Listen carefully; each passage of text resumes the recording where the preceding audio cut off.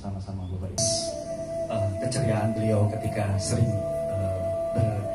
bercengkrama ya, di geografi masih terlintas dalam benak kita untuk yang dosen-dosen muda sering kali mendapat petua-petua pagi selalu menyapa, halo apa kabar? Itu yang kita masih selalu ingat. Kapan awak itu dolan? Ya, selalu seperti itulah Ibu Insinyur Caturini SMM dosen. Beliau-beliau telah mendahului kita. Oke. Dan yang ke-53, Harmony and Unity for Synergy. Bapak Ibu yang kami hormati, selanjutnya akan disampaikan Agus Purwanto Magis, Kepala LLDikti Wilayah 6 Jawa Tengah. Yang kami hormati juga segenap dosen karyawan Gantara Soekarjo. Sebelumnya dan pemberian penghargaan kepada yang berprestasi, acara lainnya adalah ziarah kubur di makam Bapak pendiri sekaligus Rektor pertama Univet Gantara Soekarjo, yaitu Bapak almarhum Dr. Andes Sunaryo AS, dan silaturahmi ke salah satu pendiri yang masih sugeng, yaitu Bapak Suroso BA. Di tengah pandemi COVID-19 ini, Univet Gantara merayakan hari jadinya yang ke-53 dengan mengangkat tema Harmony and Unity for Synergy. Dengan tema ini diharapkan dengan menserasikan kerjasama semua pihak dapat menghasilkan nilai yang baik. Untuk itu, kepada Bapak Profesor Dr. Insinyur Muhammad Zainur DA, mohon nanti memberikan pencerahannya dalam pengelolaan perguruan tinggi di masa pandemi ini dalam rangka tema ini. Bapak Ibu yang kami hormati, Dies-Natalis ini terselenggara atas dukungan dan bantuan berbagai pihak dan tegar dalam perjuangannya mendidik calon-calon guru dan pemimpin bangsa. Mudah-mudahan ini semuanya menjadi pijakan untuk kita semuanya, menjadi semangat untuk lebih bagaimana Univet ini bisa maju ke depan. Pagi semuanya, mudah-mudahan senantiasa selalu dalam kesehatan. Ya, dan kita tetap, walaupun di luring ini pun kita juga menerapkan protokol kesehatan ya. Oh, ini halo ini semuanya. Oke. Terima kasih atas kehadirannya semuanya, dan kita juga live streaming di kanal official Univet Bantara Sukoharjo. Jadi untuk alumni yang saat ini ada di Liverpool Inggris, yang ada di Jepang, Thailand, mungkin kan mereka bisa untuk kembali mengenang kerinduan mereka akan Univet Bantara Sukoharjo. Luar biasa. Itu Kepala LLDikti Wilayah 6 Jawa Tengah, Bapak Profesor Dr. Insinyur Muhammad Zainuri DEA. Terima kasih Bapak sudah kerso rawuh, sudah berawuh ya Mas. Iya, betul sekali. Beliau juga Kepala LLDikti yang baru.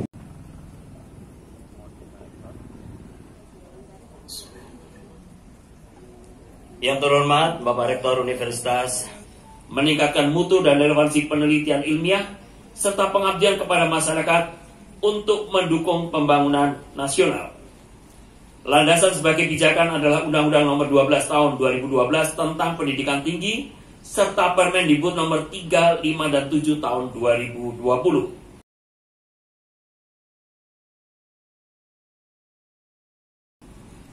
Berdasarkan kepada hal tersebut, maka dapatlah disampaikan bahwa konstruksi pendidikan tinggi yang bertumpu kepada Tridharma perguruan tinggi menghantarkan konsep asas pendidikan tinggi bangsa yang berkehidupan, cerdas, sejahtera, dan berbudaya tinggi, serta 2 semester di luar perguruan tinggi pada institusi dunia usaha dan dunia industri atau yang dikenal dengan DUDI. Bapak Rektor serta Bapak dan Ibu sekalian yang saya hormati, perjalanan seorang manusia di dalam pendidikan sepanjang hayat pada hakikatnya adalah merupakan interaksi serta adaptasi dari proses budaya serta pentahapan pemahaman dari fase bicara, fase menulis, fase melihat atau menjumpai realita, serta fase budaya mengintegrasikan secara keseluruhan terhadap fenomena lingkungan dari manusia tersebut. Pada abad ini dengan perkembangan revolusi industri 4.0, maka manusia dituntut untuk mentransformasikan informasi teknologi serta dalam budaya menuju komunitas sosial tahap 5 yang harus lebih humanis atau mengintegrasikan semua kemajuan ke dalam tingkat kesejahteraan kehidupan manusia yang lebih mumpuni dan mandiri. Proses transformasi dan pemahaman ini akan melahirkan proses disrupsi atau kebijakan-kebijakan pragmatis, proses otomatisasi peralatan, smartisasi pada adaptasi manusia, dan pada akhirnya manusialah yang harus beradaptasi dalam bentuk perubahan gaya hidup. Hal tersebut digambarkan dengan tantangan yang dihadapi dunia pada tahun 2045 atau pada saat 100 tahun Indonesia merdeka, yang berupa demografi, urbanisasi, perdagangan, keuangan, pendapatan, iklim global, persaingan, kemajuan teknologi, geopolitik, serta perubahan ekonomi global. Sedangkan pada tataran nasional akan berwujud dalam bentuk demokratisasi dan transformasi sosial, kesenjangan, kemiskinan, pemenuhan kesehatan, capaian pendidikan, kebutuhan dasar pangan dan sandang yang masih banyak tergantung kepada impor, ketersediaan infrastruktur belum memadai dalam bentuk konektivitas, transportasi, air bersih, sanitasi dan irigasi, serta industri manufaktur tergantung lisensi asing yang masih di atas 90%. Di mana hal tersebut terkait erat dengan sejumlah 23 juta pekerjaan akan digantikan secara otomatisasi hingga tahun 2030, serta terciptanya peluang kerja sejumlah 27 sampai 46 juta pekerjaan baru, yang dimana 10 juta diantaranya lahir dan belum pernah kita rencanakan. Bapak Rektor serta Bapak dan Ibu sekalian yang saya hormati, pertanyaan muncul, bagaimanakah peran perguruan tinggi untuk berperan di masa pandemi? Maka perguruan tinggi harus merubah sistem dan model pembelajaran dengan materi dan penyampaian yang dapat diintegrasikan dengan teknologi informasi, sehingga menurunkan gagap teknologi karena status Indonesia sebagai negara kepulauan, serta dengan mengembangkan bahan kuliah yang saling tersinergi. Saya berbahagia karena pada Disnatalis ke-53 ini Universitas Veteran Bangun Nusantara Sukoharjo mengambil tema Harmony in Unity for Synergy. Sungguh suatu tema yang mudah-mudahan dapat diwujudkan dalam waktu dekat. Mohon tepuk tangan Universitas Veteran Bangun Nusantara. Nah, bahan kuliah yang saling tersinergi ini dengan standar nasional, implementasi model pembelajaran dalam silabus mata kuliah, serta menyusunnya dalam urutan penyampaian mata kuliah sesuai dengan peta jalan dari kurikulum. Maka hal tersebut harus diwujudkan dalam bentuk sistem hybrid atau blended learning yang berbasis online, serta harus menegakkan pendekatan bahwa konsep teknologi bukan untuk menggantikan guru, tetapi malah untuk memperkuat potensi guru. Upaya-upaya tersebut yang harus menjadi pijakan agar supaya pencapaian smartization dan digitization serta dapat dicapainya secara eksponensial, serta meninggalkan pendekatan secara linear. Bapak Rektor, Bapak dan Ibu yang saya hormati, kebijakan Kemendikbud dan Dirjen Dikti dalam bentuk 8 jenis pembelajaran di luar kampus dalam bentuk pertukaran mahasiswa, magang atau praktek kerja, asistensi mengajar, penelitian atau riset, proyek kemanusiaan, kegiatan kewirausahaan, proyek independen, serta KKN tematik atau membangun desa dapat menjadi pedoman bagi perguruan tinggi untuk secara fleksibel dan lentur diharapkan ditetapkan dalam kebijakan implementasi kurikulum di setiap perguruan tinggi. Bapak dan Ibu, saya harus menggarisbawahi terutama kepada Bapak Rektor dan Bapak Ibu para Wakil Rektor bahwa kata lentur dan fleksibel ini karena keputusan pengambilan kebijakan dalam bentuk surat keputusan ada di tangan Rektor, sehingga semua kebijakan-kebijakan itu yang diterapkan adalah sesuatu yang sifatnya ikonik dan khusus di perguruan tinggi tersebut. 8 jenis pembelajaran di luar kampus dapat diolah menjadi jenjang komponen dan jejaring di kurikulum secara fleksibel dan lentur dalam payung ketetapan kurikulum di setiap perguruan tinggi. Saya contohkan pada layar Bapak dan Ibu dapat dilihat bahwa capaian pembelajaran baik komponen hard skill maupun soft skill dapat dicapai secara bebas. Komponen kurikulum yang terstruktur serta komponen kurikulum yang bersifat menyatu atau blending. Kebijakan-kebijakan ini sekali lagi mohon dapat diinterpretasikan dan dapat dikonversi menjadi satuan-satuan pendidikan di dalam kurikulum. Berdasarkan capaian pembelajaran tersebut, maka alur kurikulum dapat diintegrasikan dengan 3 semester hak belajar di luar kampus pada sistem kampus Merdeka Belajar. Pada penyusunan alur kurikulum dapat diintegrasikan pendekatan semester antara pada semester 2 dan 3 serta semester 4 dan 5. Ini yang biasanya belum ditetapkan dan belum diterapkan. Jadi Bapak Rektor dan Bapak dan Ibu, pemberian kesempatan semester antara diizinkan untuk perbaikan mata kuliah sekaligus untuk mengambil mata kuliah baru sejumlah 9 SKS. Artinya, kalau ini diimplementasikan dapat mengurangi 1 semester pada sistem alur kurikulum secara konvensional. Sedangkan pada semester 3 dan 4 dapat dilaksanakan sebagai 1 semester atau setara 20 SKS pembelajaran di luar program studi pada perguruan tinggi yang sama. Sehingga Bapak dan Ibu, jadi cerita semester antara dapat dikonversikan sekali lagi menjadi antar program studi di perguruan tinggi yang sama. Sedangkan pada 2 semester di antara semester 6 dan 7 dapat dilaksanakan atau setara dengan 40 SKS pembelajaran pada perguruan tinggi yang berbeda.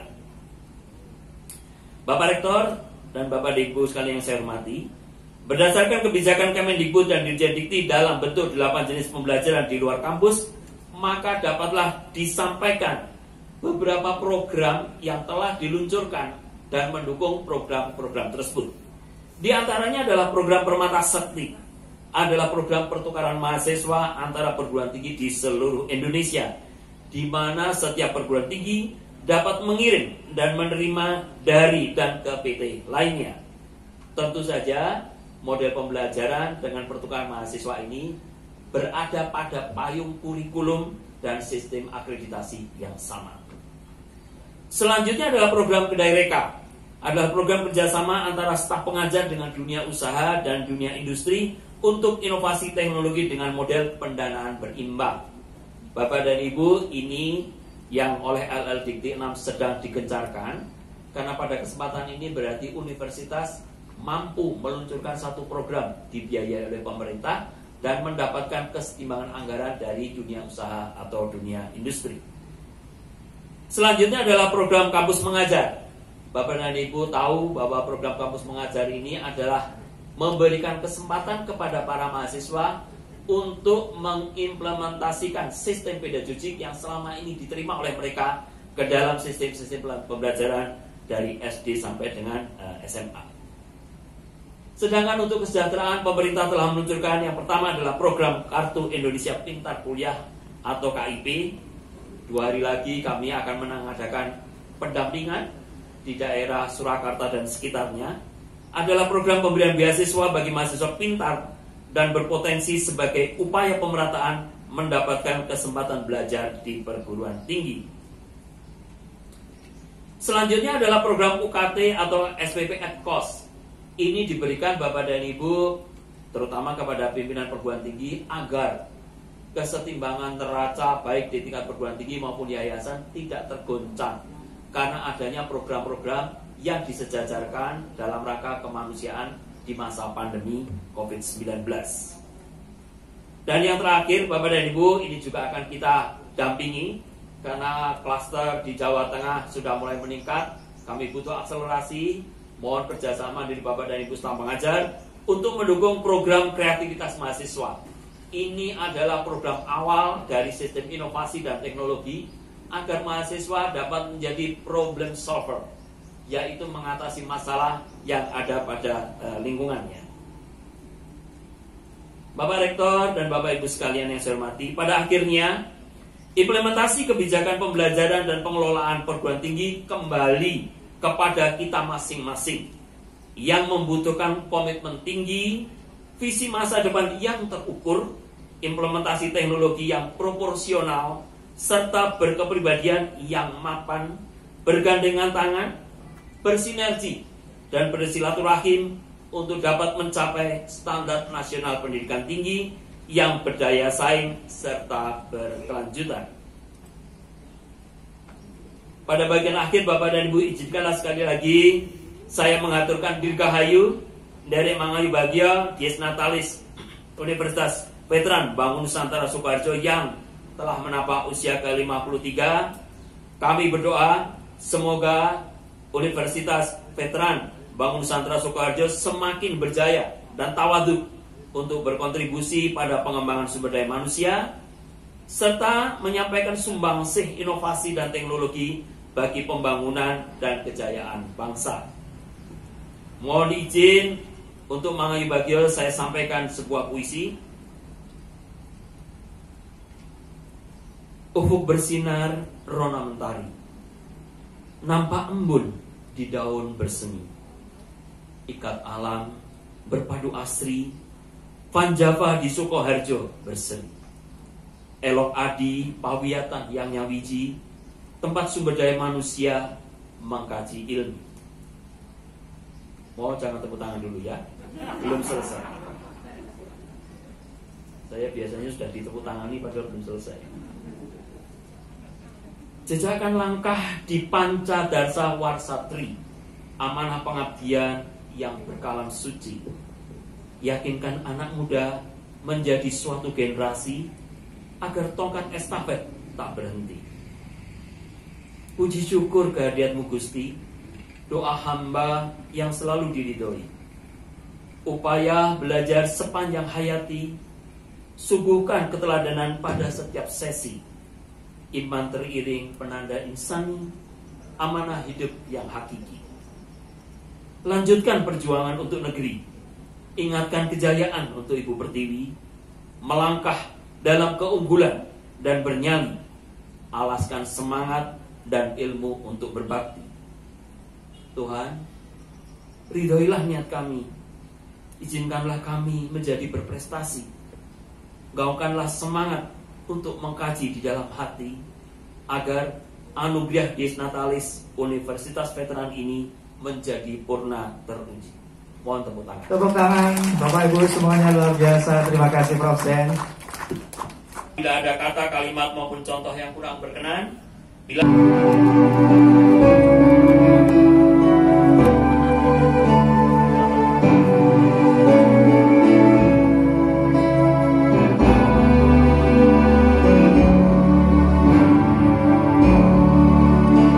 Bapak Ibu sekalian, berikan tepuk tangan untuk penyerangan untuk Profesor Dr. Insinyur Muhammad Zainuri. Iya, betul sekali. Ya. Dan di kesempatan kali upayakan sebagai evaluasi, muhasabah diri bagaimana selama ini yang pernah kita lakukan. Apakah sudah sesuai dengan apa yang kita harapkan atau belum? Kalau belum, segera kita menatap untuk hari depan itu yang lebih baik lagi sesuai apa yang disampaikan oleh Bapak Kepala Layanan Dikti, Bapak Profesor Dr. Insinyur Muhammad Zainuri. Harapan kami, marilah kita bertekad, dan saya selalu bertekad untuk bagaimana memajukan Universitas Bantaran lebih baik dan lebih maju lagi. Harapan kami memang sesuai dengan apa yang diarahkan oleh Bapak Kepala Layanan Dikti. Semoga kita menyongsong lebih baik, dan kami sudah banyak menyerap ilmu dari beliaunya, dan insya Allah beliaunya terbuka bagaimana kita untuk meningkatkan kualitas dari Universitas Bantara ini. Semua sarana prasarana Siap. Baik Ibu sekalian, seperti apa profil dari Profesor Dr. Insinyur Haji Ali Mursyid WMMP? Kita saksikan bersama.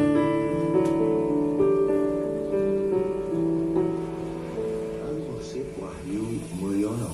Ya, demikian kiranya ukiran monumental nama yang tersurat doa disematkan untuk putra bungsu Bapak Kamsadi Dirjo Siswoyo dan Ibu Supiati.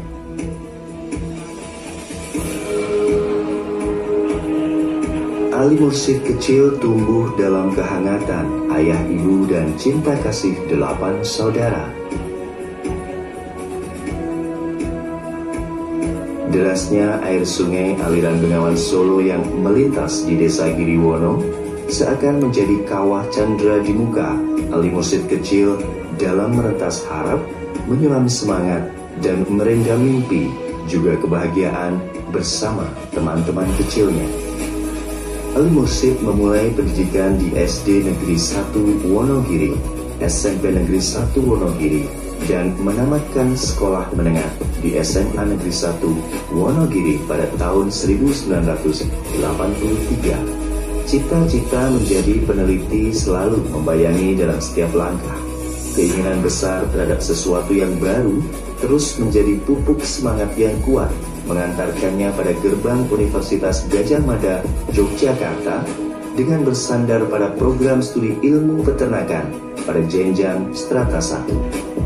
Berpegang pada prinsip tak lelah mengejar ilmu, Ali Mursyid mengenyam pengetahuan dan memintal harapan dengan berkesempatan mendekatkan cita-cita untuk meneruskan studi pada jenjang strata 2 dan strata 3 di ilmu peternakan Fakultas Peternakan dan menamatkannya pada tahun 2009. Pada tahun 2013, arung samudra nasib mengantarkan Ali Mursyid pada puncak cita-cita sebagai peneliti dengan dianugerahkan gelar Guru Besar Ilmu Peternakan melalui temuan penelitian nutrisi ternak unggas.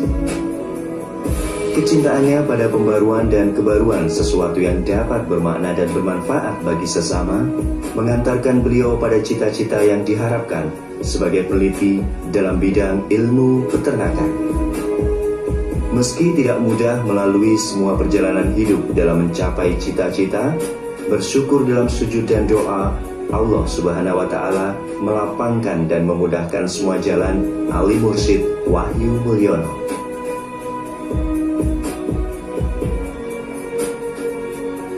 Dengan bangga kami persembahkan Rektor Universitas Bantara Sukoharjo, Profesor Dr. Insinyur Haji Ali Mursyid WMMP. Dipersilakan Bapak Rektor. Gimana begitu kan ya. Jadi ternyata kecil saya sukanya jeguran di Bengawan Solo, Sungai Bengawan Solo ya. Sekarang jeguran di wilayah akademik. Hadirin, upacara peringatan Dies Natalis ke-53 Universitas Bantara juga merupakan hari terakhir masa jabatan saya sebagai rektor. Untuk itulah pidato saya pada pagi hari ini adalah menyampaikan pidato akhir jabatan. Hadirin wal hadirat yang dimuliakan Allah, tidak terasa 4 tahun telah berlalu. 4 tahun juga amanah menjadi pilot penerbangan pesawat yang bernama Universitas Bantara ini telah berjalan. Saatnya membuka black box agar awak pesawat dan penumpang bisa mengetahui penerbangan macam apa selama 4 tahun ini. Koordinat mana saja yang telah dilalui? Sesuaikah dengan jalur penerbangan yang telah ditentukan? Nyamankah para penumpang? Adakah turbulensi yang harus dihadapi? Adakah manuver pesawat bak pesawat tempur yang sedang berlaga? manuskrip dari Black Box Univet Bantara tertuang dalam buku laporan akhir jabatan rektor periode 2017-2021. Insya Allah, data yang ditampilkan dalam laporan tersebut adalah data real dan merujuk kepada indikator yang dibutuhkan dalam akreditasi. Kilas balik kinerja tahun 2017 sampai 2021 beserta analisisnya disajikan agar para pembaca mengetahui perkembangan posisi Univet Bantara yang gayut dengan indikator-indikator penjaminan mutu. Selanjutnya, buku laporan tersebut dapat dijadikan alat evaluasi. Dengan menggali data pada buku laporan tersebut ke depan, kita bisa menentukan fokus program kerja apa saja yang perlu diprioritaskan. Hadirin wal hadirat yang dimuliakan Allah, pada kesempatan yang sangat terbatas ini saya menyampaikan beberapa infografik kinerja Univet Bantara selama kepemimpinan saya. Mari kita lihat di layar. Tahun 2016-2017 SPME atau akreditasi dari BNPT komposisinya 15 program studi terakreditasi B, 5 program studi terakreditasi C. Kemudian pada saat ini 2020-2021 telah ada penambahan program studi dan yang terakreditasi C hanya 3. Ini pun yang 2 karena program studi yang relatif masih baru. Kemudian data student body. Dari tahun 2016-2017 ya, terjadi peningkatan sampai dengan tahun 2019-2020. Namun pada tahun 2019-2020 kemarin itu terjadi penurunan. Ini akibat dari adanya pandemi, yakni penurunan jumlah mahasiswa baru sekitar 800 dan beberapa mahasiswa lama yang tidak melakukan registrasi. Berikutnya adalah mahasiswa asing. Maka kalau diperhatikan dari tahun 2016-2017 sampai dengan saat ini sungguh luar biasa, kami telah bisa mengelola mahasiswa asing dengan jumlah yang cukup membanggakan. Yang kemudian dari lulusan Univet Bantara terkait dengan masa tunggu memperoleh pekerjaan, kami cukup bangga. Dari program diploma 3, masa tunggu adalah 2,11 bulan. Ini bukan tahun tetapi bulan.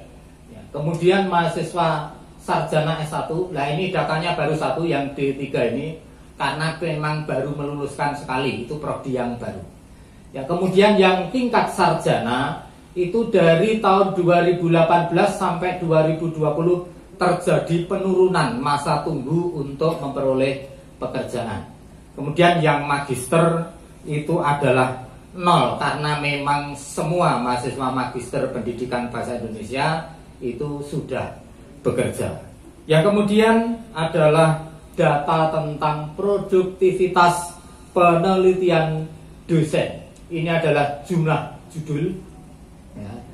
Jadi kalau kita perhatikan ya, ini masih perlu dipacu, khususnya yang mepet-mepet bawah, yakni pendanaan eksternal ya, pendanaan eksternal. Alhamdulillah tadi Pak Kepala LLDT nanti kita pacu bersama sehingga bisa memperoleh pendanaan dari DRPN menjadi lebih bagus lagi. Dan yang dari luar negeri belum ada, masih 0, berarti perlu dipacu. Yang kemudian adalah data produktivitas, ini pengabdian kepada masyarakat ya. pada masyarakat. Ini kalau kita perhatikan juga mirip dengan yang penelitian, artinya yang dana eksternal maupun yang dana luar negeri ini menjadi PR kita bersama. Ya, tapi kalau yang internal sudah cukup bagus. Berikutnya adalah ini luaran publikasi artikel ilmiah.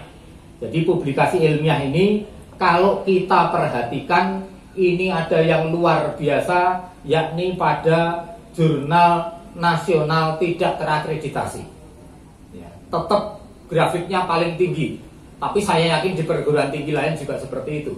Namun kalau diperhatikan pada jurnal internasional berreputasi, ini lonjakannya juga luar biasa. Seandainya itu diinfografikkan tersendiri, pasti gambarnya juga akan sangat tinggi karena ini kesilep oleh